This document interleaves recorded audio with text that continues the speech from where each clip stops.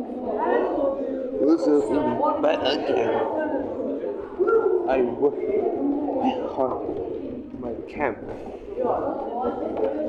Good at I'm 3 and Pakatan. So I tell you to look at. Yeah. Art.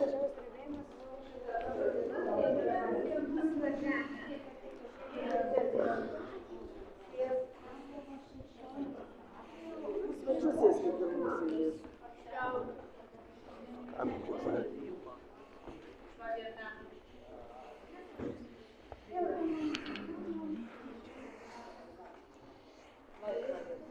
Mokadas pirmą kartą. Taip.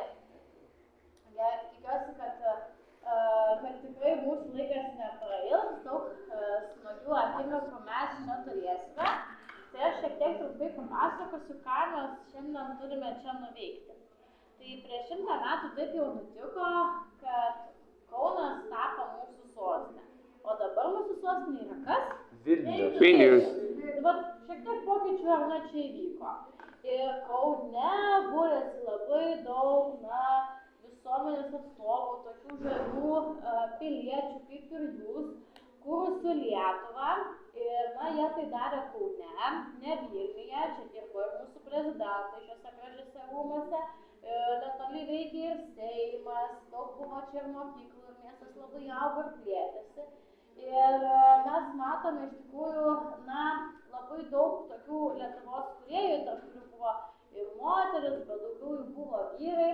Ir visa ta istorija prasidėjo ne nuo ko kito, tik nuo tada, kai 1918 metais buvo pasirašytas Vasario 16 aktas, dėl ko mes dabar švenčiame Vasario 16 dieną kaip nepriklausomybės, kaip atkurtos Lietuvos dieną, kaip tokį Lietuvos gimtadienį. O kūrimo? Kaip sakai? O kūrimo diena. Tai čia yra tai kūrimo diena Vasario 16. Mes praeitą penktadienį. Mes tada praeitą penktadienį ėjome į mokyklas, nieks darželius ir darbus ir šventėm tą ypatingą progą. Ir visi šitie vyrukai, kuriuos jūs čia matote, yra pasirašę tą Vasario 16 sutarimą, kuomet Lietuva tapo laisva mūsų valstybė. Ir šiandien ką mes turėsime, tai jūs pabandysite susipažinti su tais prieš 100 metų gyvenusiais Lietuvos piliečiais, kurie tą Lietuvą kūrė. Kaip puikūs inžinieriai, kaip puikūs pilotai, kaip puikūs diplomatai vykę į užsienį ir bendravę su užsienio valstybe, kaip mokytojai, kaip sportininkai, krepšininkai garsina tą mūsų Lietuvos vardą.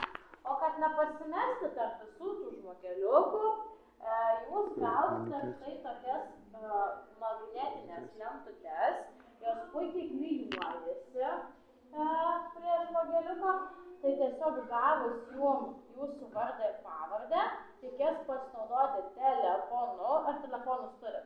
Taip. I have it. Yep. Gerai.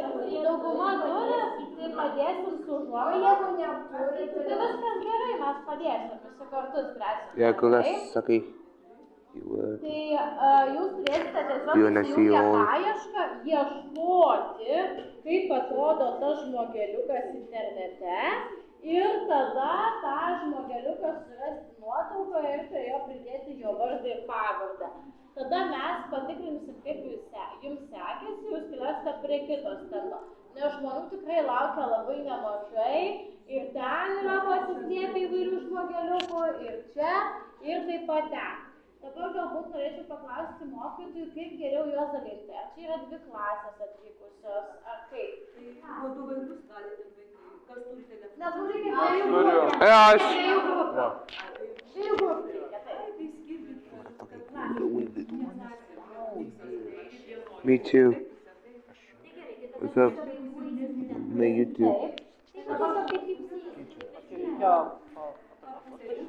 Nes užrašyti gali arba balsu, arba fotografuoti. Kaip tau yra patogiau?